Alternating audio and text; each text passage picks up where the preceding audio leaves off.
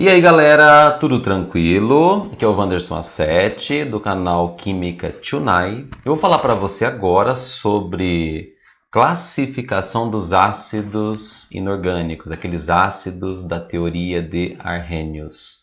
Tudo bem? Beleza? Vamos lá?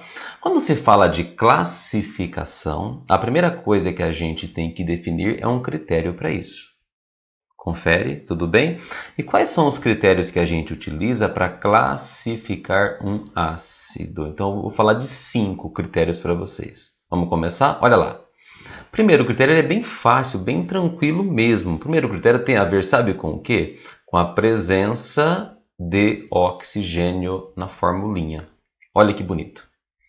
Quando um ácido tiver oxigênio, você vai chamá-lo de oxiácido. Alguns autores colocam a palavrinha oxoácido. Tranquilo. E se ele não tiver oxigênio? Aí você vai chamá-lo de hidrácido. Fácil demais, né? Eu coloquei um exemplo de cada um, que é bem tranquilo mesmo. Olha lá. O nítrico, que é o ácido dos explosivos, HNO3, ele é um exemplo de oxiácido, tá bom?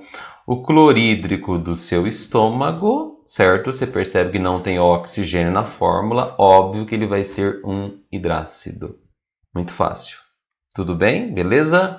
O segundo critério que você utiliza para classificar os ácidos é esse aqui, número de hidrogênios ionizáveis. Ah, cuidado agora, hein? Porque tem 2 exemplos que eu já falei para você, que eles parecem ter 3 hidrogênios ionizáveis, mas não tem. Lembra que nem todo hidrogênio realmente é ionizável, mas já vamos falar deles. Olha que bonito. Se um ácido tiver um único hidrogênio ionizável, você vai chamá-lo de monoácido. Tem algum outro nome? Tem. Você pode chamar de monoprótico. Por que monoprótico?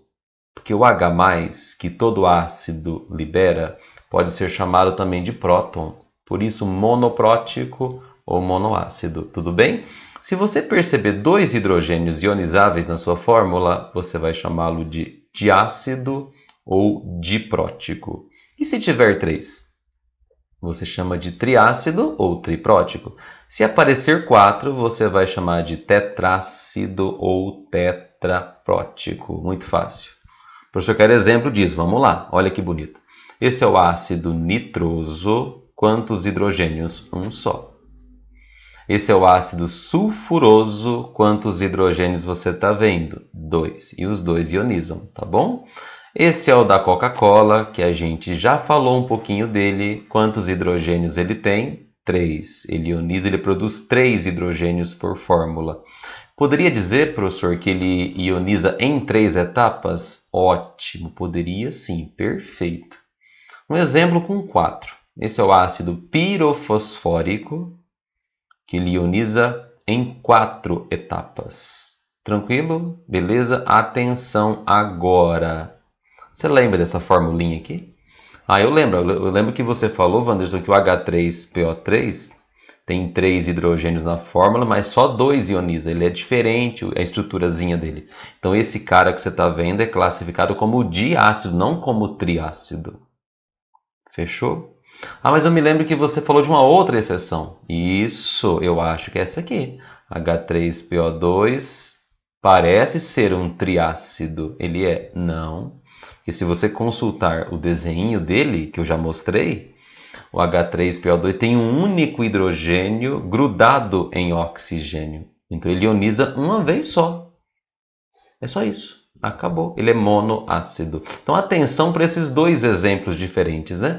O H3PO3 ele é classificado como diácido e o H3PO2 é classificado como um monoácido. Nos demais que aparecem nas provas que vocês fazem, o número de hidrogênios da fórmula normalmente é o número de hidrogênios ionizáveis. As 2 exceções assim mega importantes são essas 2 que apareceram no cantinho. O ácido fosforoso H3PO3 e o ácido hipofosforoso, que é o H3PO2. Tudo bem? Tranquilo? Tunai mesmo? Nós vamos agora seguir para um outro critério. Olha, número de elementos que aparecem na fórmula. Esse é bem simplesinho. Olha que fácil. Os ácidos normalmente vão ter 2 elementos, se chama de binário. Pode ser que tenham 3 elementos. A grande maioria tem 3. E eventualmente aparece um ácido com 4 elementos. Pronto. Quero um exemplo? Ótimo. O clorídrico do seu estômago tem só 2 elementos, hidrogênio e cloro.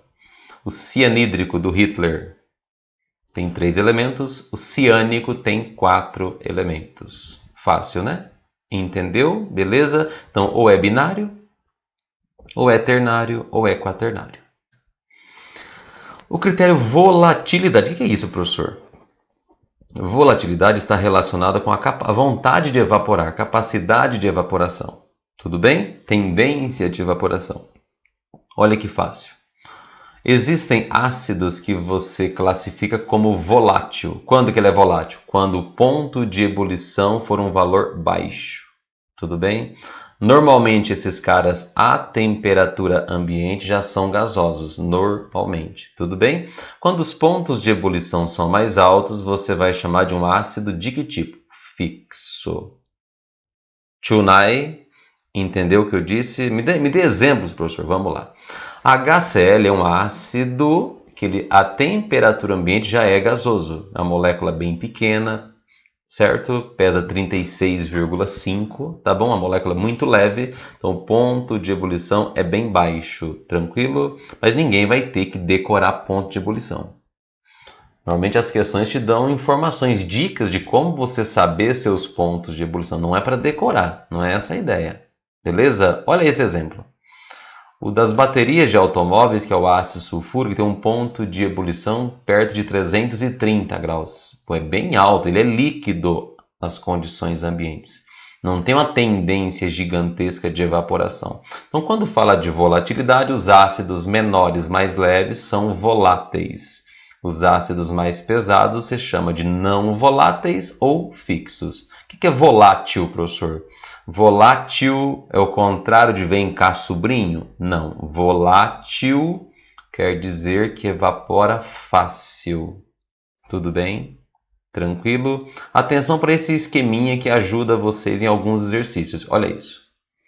Os oxiácidos... não lembro o que é isso mais. Não tem problema. O que é um oxiácido? São aqueles ácidos que têm oxigênio na fórmula. Olha essa dica. Os oxiácidos que têm 7 átomos por molécula, normalmente eles são classificados como o quê? Fixos. Confira esse último então, olha que bonitinho. H2SO4. Cada molécula tem 2 átomos de hidrogênio, 1 de enxofre e 4 de oxigênio. Deu 7. Que combina exatamente com o Wanderson A7. Beleza, tem 7. Se tem 7, ele é fixo. Tudo bem? Essa é uma regrinha, a regra dos 7 átomos. Ela é utilizada para quem? Para os oxiácidos. Tudo tranquilo? Chunai mesmo. Bom, já falei de 4 critérios, né? Falta o último, que é o mais bonito de todos. O último critério de classificação é o tal do grau de ionização. O que é isso? Grau de ionização. Grau de ionização é basicamente a força do seu ácido. O que é ionização? Aí quando a gente coloca o ácido na água, professor, aí ele ioniza produzindo H+, e um ânion. Tem ácidos que se você colocar 1000 moléculas em água, 900 vão ionizar. Pô, é um número legal, 90%, né? Tem ácido que se você colocar 1000 moléculas na água, de repente 40 vão ionizar. Entende? Vai dar 4% de capacidade de grau de ionização. Então, nem todo ácido é igual. Eles têm diferentes graus ou porcentagens de ionização. Então, vamos brincar com isso. Existem ácidos que você classifica como sendo fraco. Quando é que um ácido é fraco? Quando o seu grau de ionização for menor do que 5%. Tudo bem? Tranquilo? Quando o seu ácido ele é moderado, quer dizer, não é nem fraco e nem forte. Quando esse alfa estiver entre 5% e 50%. Alguns autores, galera, colocam sinal de menor igual aqui, aliás, maior igual, menor igual aqui. Tudo bem? E quando que o meu ácido será forte? ter quando esse alfa ultrapassar 50%. Fácil. Beleza? Tranquilo? Mas como que se calcula esse alfa? Bom, dá para fazer de cabeça, como a gente fez agora há pouquinho. Eu inventei uma situação assim. 1000 moléculas foram colocadas na água. Dessas 1000, 900 ionizaram. As outras 100 não. Bom, 900 moléculas num total de 1000, 90%. Nem preciso de fórmula. Ah, mas eu quero uma formulinha, professor. Ótimo. Olha como é que você calcula o alfa.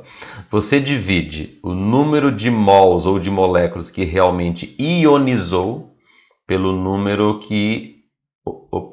pelo número original de moléculas que você dissolveu. Vou repetir.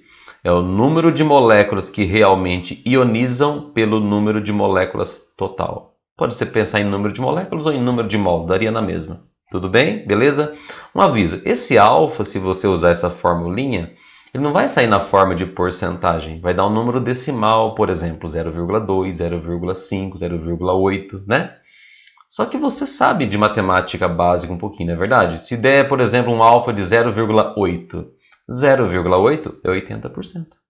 Se der um alfa de 0,9, 90%. Se der um alfa de 0,03, 3%. Então, usando essa formulinha, o alfa sai em número decimal. O que é um número decimal? É o contrário de um número que sobe bem? Não, não é isso. Decimal não é o contrário de sobe bem. Desculpem, galera. Vamos continuar? Beleza? Só um exemplo, assim, uma tabelinha só para ilustrar. Eu te forneci alguns ácidos com seus graus. É para decorar? Lógico que não. Não é para decorar nada disso. Então, o primeiro ácido é o único ácido que corrói vidro. Então ele é muito forte? Não. Quanto ao grau de ionização, ele é moderado. 8%.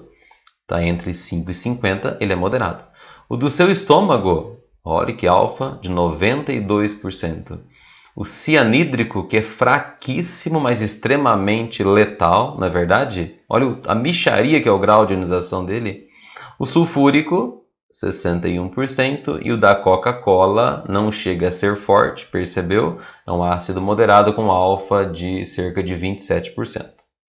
Essa tabelinha que o Wanderson deu foi só para você olhar para os ácidos que estão aqui e responder para o Wanderson se o ácido é fraco, se ele é moderado ou se ele é forte.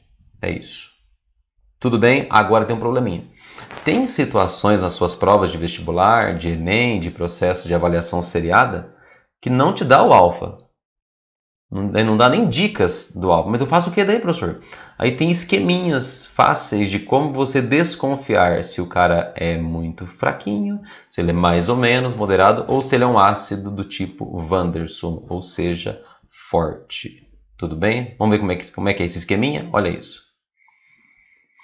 Como é que você sabe a força dos hidrácidos se o exercício não te der o alfa? Tem algum jeito? Tem. Infelizmente, tem que decorar uma tabelinha bem pequena. Olha para isso. Esses três primeiros ácidos, que são clorídrico, bromídrico e iodídrico, que moram na família, aliás, são ácidos da família 7A, eles são fortes. Esse aqui o Wanderson acabou de avisar que é um cara que corrói vidro, pode ser utilizado no enriquecimento de urânio, beleza? Mas ele não é forte. Quanto ao grau de ionização, ele é fraco. E o resto? O resto dos hidrácidos sempre vão ser chamados de fracos. Os demais são fracos. Tudo bem? Beleza? Então quem que é forte? Esses três. E o que corrói vidro? Não é forte, é moderado. E o restante? O restante é fraco. Tudo tranquilo? Beleza mesmo? Entendeu como é que funciona a classificação dos ácidos hidrácidos? Chunai, beleza? Vamos continuar. Professor, como é que fica para os oxiácidos agora? Se o exercício te der o alfa, é muito fácil. Abaixo de 5. Fraco, entre 5 e 50. Mais ou menos. Acima de 50, forte. Muito tranquilo. Mas se não me der o alfa, tem algum jeito de eu desconfiar? Lógico que tem. Olha para isso. Galera, os oxiácidos, eles têm esse estilo de fórmula geral. Eles têm hidrogênio no começo, um elemento central, normalmente, e tem oxigênio no final. Então tem hidrogênios no começo, quantos? Genericamente chamei de X. Tem oxigênio no final, quantos, professor? Não sei, chamei de Y. E tem um elemento central. E você olhando para esse Y e para esse X, você consegue prever se o seu ácido é moderado, se ele é fraco ou se ele é forte. Essa é a sacada. Vamos lá? Então você vai fazer uma continha para mim. Número de oxigênios, que é o Y, menos o número de hidrogênios. Cuidado, é o número de hidrogênios ionizáveis. São aqueles que realmente fazem alguma coisa. Não vale os hidrogênios café com leite.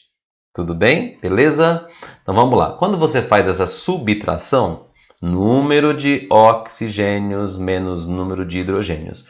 Pode ser, galera, que o seu resultado dê 0. Você chama ele de fraco. E se der 1? Você chama de moderado. E se essa diferença entre oxigênio e hidrogênio ionizável der 2 ou der 3? Aí você chama ele de forte.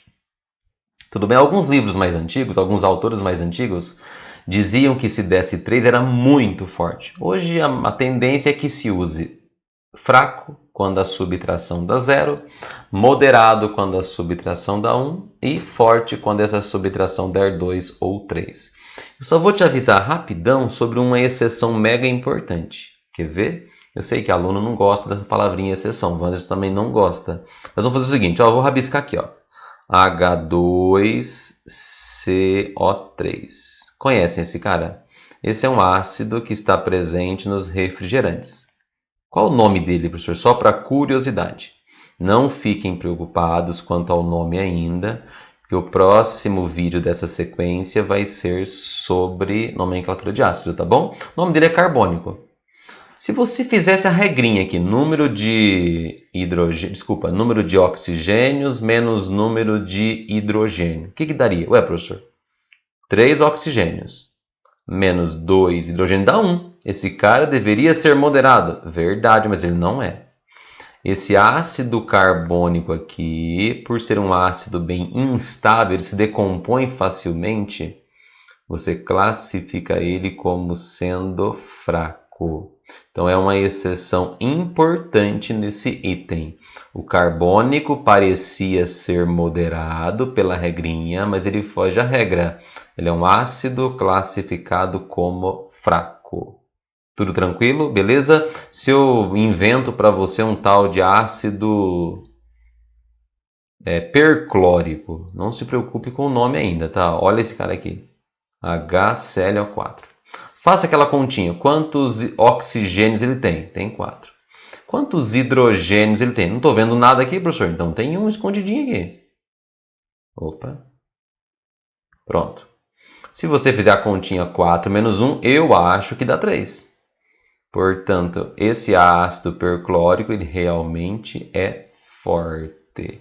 Então, qual que é o detalhe legal de lembrar aqui? Que o carbônico parecia ser moderado, mas qual é a classificação para ele? Ele é fraco.